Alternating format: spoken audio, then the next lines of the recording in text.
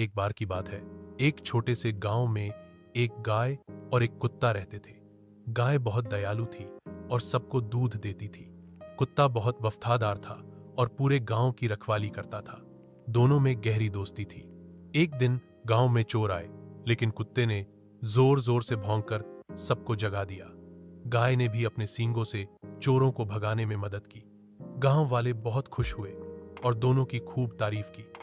उस दिन के बाद से लोग गाय को मां की तरह और कुत्ते को रक्षक की तरह मानने लगे। दोनों ने मिलकर सबका प्यार और सम्मान पाया। अगर आपको ये कहानी अच्छी लगी हो तो लाइक करें और सब्सक्राइब जरूर करें।